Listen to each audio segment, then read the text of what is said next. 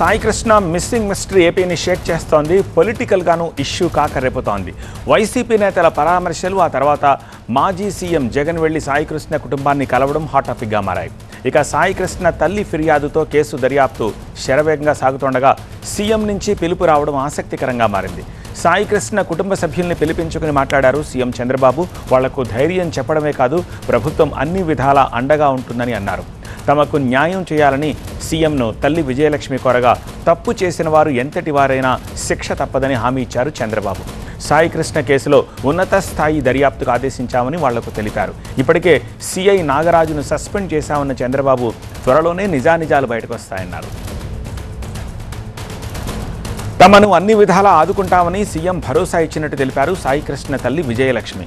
సీఎంని కలవడంతోనే తమకు న్యాయం జరిగింది అన్నారు. ఇంతకు మించి తమకేం కోరికలు లేవన్నారామె.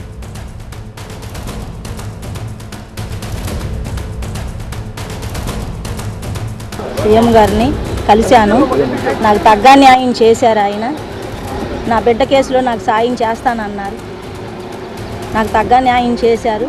నేను అదే చాలు అనుకుంటున్నా. నా పిల్లోడి గురించి నాకు న్యాయం చేశారు. నీకు న్యాయం చేస్తానమ్మా అన్నారు. నాకు న్యాయం చేశారు అయ్యా. నీకు ఏ సాయం కావాలన్నా నేను చేస్తానమ్మా, నా దగ్గరికి రా నువ్వు అని చెప్పి నాకు భరోసా ఇచ్చారు అయ్యా. నాకు అది చాలు. నేను ఇందాక 2 రోజుల నుంచి నేను కలవాలనుకుంటున్నా. తమకు ఏ రాజకీయ పార్టీతోనూ సంబంధం లేదన్నారు సాయికృష్ణ మామ నవరంగ్. సాయికృష్ణకి రాజకీయ పార్టీలను అంటగట్టద్దు అన్నారు. కూటమి ప్రభుత్వంపై తమకు పూర్తి నమ్మకం ఉందన్నారు. చంద్రబాబు మహోన్నత వ్యక్తి అంటూ కొనియాడారు.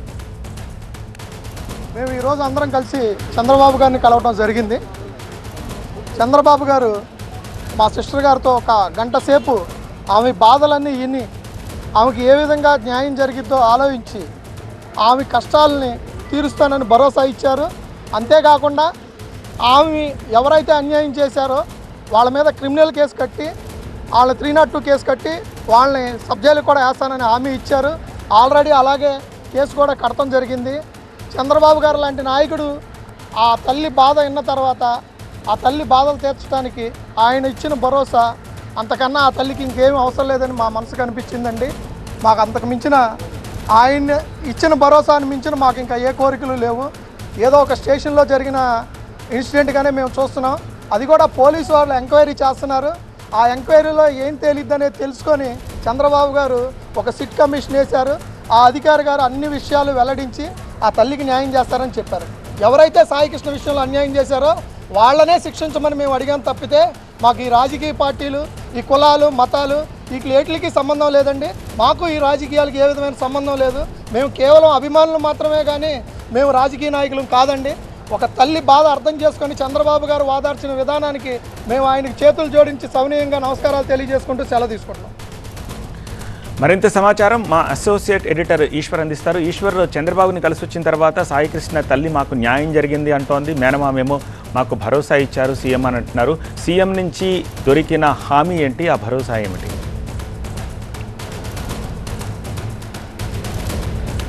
వాళ్ళు మొదటి నుంచి కోరుకుంటున్న హామీనే వాళ్ళకి సీఎం దగ్గర లభించినట్టుగా మనకి చాలా స్పష్టంగా అర్థమవుతుంది. వాళ్ళు మొదటి నుంచి చెప్తోంది, మా కుటుంబానికి సంబంధించిన వ్యక్తిని చిత్రహింసలకు గురి చేశారు, అతన్ని అన్యాయంగా అతన్ని ఇబ్బంది పెట్టే ప్రయత్నం చేశారు, అతను అదృశ్యమయ్యారు, వాళ్ళు ఆరోపిస్తున్నట్టుగా అతన్ని దహనం చేశారని ఆరోపిస్తున్నారు. అయితే జరిగిన దానికి ఒకవైపు చింతిస్తూనే మరోవైపు ఈ చర్యకు పాల్పడిన వాళ్ళ పట్ల కఠిన చర్యలు తీసుకోవాలి, ఇది సామాన్యుడికి న్యాయం జరగకపోతే దాన్ని తీవ్రంగా పరిగణించాల్సి వస్తుందంటూ ఈ నవరంగ్ కావచ్చు, లేకపోతే తల్లి గత 2 రోజులుగా మీడియా ముందు పెద్ద ఎత్తున తమ ఆవేదన వ్యక్తం చేసే ప్రయత్నం చేశారు. సరిగ్గా ఈరోజు ముఖ్యమంత్రి దగ్గర వాళ్ళకి అలాంటి హామీని లభించడంతో వాళ్ళు కొంత సంతృప్తి వ్యక్తం చేసినట్టుగా మనకు చాలా స్పష్టంగా అర్థమవుతుంది. ఒకవైపు చట్టపరమైన చర్యలు కొనసాగుతున్నాయి, ఒకవైపు కేసుకు సంబంధించిన విచారణ కొనసాగుతోంది. అదే సమయంలో మరొకవైపు ఇంత రాజకీయ చర్చల మధ్య బాధితులు ముఖ్యమంత్రిని కలవడం, ముఖ్యమంత్రిని కలిసిన తర్వాత సంతృప్తి వ్యక్తం చేయడం ఈ కేసులో చాలా తాజా కీలక పరిణామంగా చెప్పుకోవాల్సిన నేపథ్యం. ఎందుకంటే ఇంత ఎమోషనల్, దాని చుట్టూ పెద్ద ఎమోషన్ ఒకటి బౌండ్ అయింది. దానికి సంబంధించి పెద్ద ఎత్తున రాష్ట్రం మొత్తం సంచలనమైన ఆరోపణలు వస్తున్నాయి.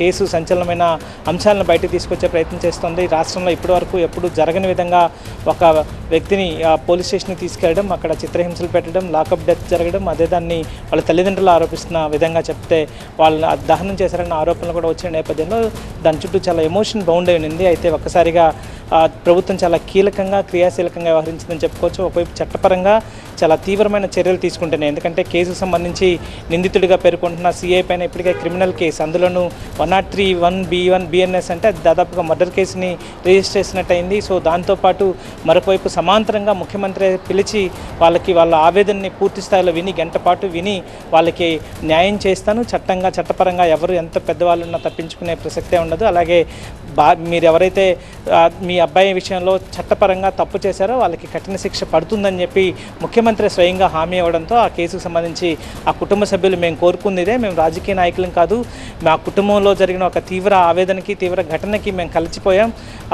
2 రోజులుగా తల్లడిల్లిపోయాం, ముఖ్యమంత్రిని కలవాలనుకున్నాం. ఎవరైనా ప్రభుత్వంలో ఒక పార్టీలతో సంబంధం లేకుండా ప్రభుత్వం ఒక సామాన్యుడికి జరిగిన ఒక దారుణమైన ఘటన పట్ల ప్రభుత్వం స్పందించే తీరునే మేము గత 2 రోజులుగా ప్రశ్నిస్తూ వచ్చాం.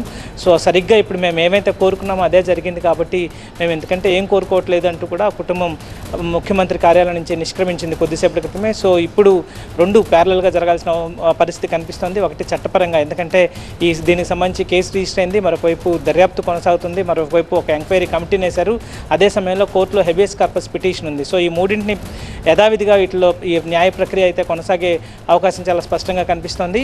దానికి సంబంధించి మరొక కోర్టుకి ఆన్సర్ చేయాల్సిన అవసరం ఉంటుంది కాబట్టి ఇప్పటికే 103 రిజిస్టర్ చేశారు కాబట్టి ఇంకపైన కూడా పరిణామాలు చాలా ఆసక్తికరంగానే ఉండే అవకాశం ఉంటుంది. ఎందుకంటే 103ని సిఐ నాగరాజ్ మీద నమోదు చేయడం ద్వారా మర్డర్ కమిట్ అయినట్టుగా ప్రభుత్వమే భావించినట్టుగా ఉంటుంది కాబట్టి దాన్ని కోర్టులో ఎలాంటి అంశాలని ముందుకు తీసుకొచ్చే అవకాశం ఉంది, కోర్టు ఎలా రెస్పాండ్ అయ్యే అవకాశం ఉంది, ఆ తర్వాత ఈ దర్యాప్తు కమిటీలు ఏం చెప్పబోతున్నాయి. సో అనేక అంశాలు ఇంకా పెండింగ్లో ఉన్నాయి. కానీ బాధితులు మాత్రం ప్యారలల్గా వాళ్ళు ముఖ్యమంత్రి స్వయంగా భరోసా ఇవ్వడంతో వాళ్ళు మాత్రం తాము కోరుకుంది ఇదే అంటూ తమకు రాజకీయాలతో సంబంధం లేదంటూ చెప్పి వెళ్ళడం మాత్రం దీంట్లో ఎమోషన్ అయితే కొంత తగ్గించే ప్రయత్నం జరిగింది. సో మిగతా న్యాయపరమైన ప్రక్రియ ముందుకు వెళ్ళే అవకాశం మాత్రం చాలా స్పష్టంగా కనిపిస్తుంది. All right, studio.